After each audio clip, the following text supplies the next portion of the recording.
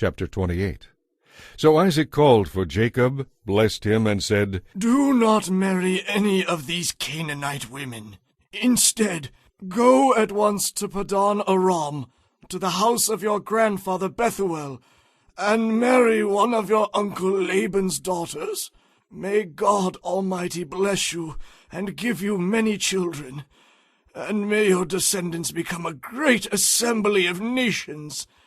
May God pass on to you and your descendants the blessings he promised to Abraham. May you own this land where we now are foreigners, for God gave it to Abraham."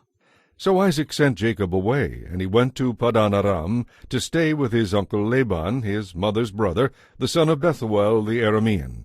Esau heard that his father had blessed Jacob and sent him to Padan Aram to find a wife, and that he had warned Jacob not to marry a Canaanite woman. He also knew that Jacob had obeyed his parents and gone to Padan Aram. It was now very clear to Esau that his father despised the local Canaanite women. So he visited his uncle Ishmael's family and married one of Ishmael's daughters, in addition to the wives he already had. His new wife's name was Mahalath. She was the sister of Nebaioth and the daughter of Ishmael, Abraham's son. Meanwhile, Jacob left Beersheba and traveled toward Haran. At sundown he arrived at a good place to set up camp and stopped there for the night. Jacob found a stone for a pillow and lay down to sleep. As he slept, he dreamed of a stairway that reached from earth to heaven, and he saw the angels of God going up and down on it. At the top of the stairway stood the Lord, and he said, "I am the Lord, the God of your grandfather Abraham and the God of your father Isaac. The ground you are lying on belongs to you. I will give it to you and your descendants. Your descendants will be as numerous as the dust of the earth. They will cover the land from east to west and from north to south. All the families of the earth will be blessed through you and your descendants. What's more, I will be with you, and I will protect you wherever you go.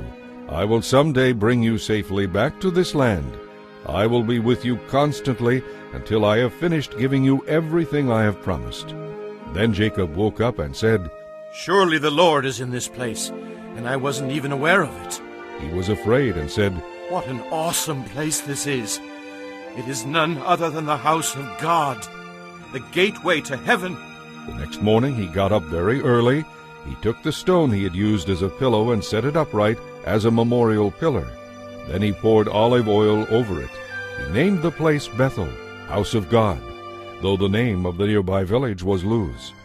Then Jacob made this vow, "If God will be with me and protect me on this journey, and give me food and clothing, and if he will bring me back safely to my father, then I will make the Lord my God.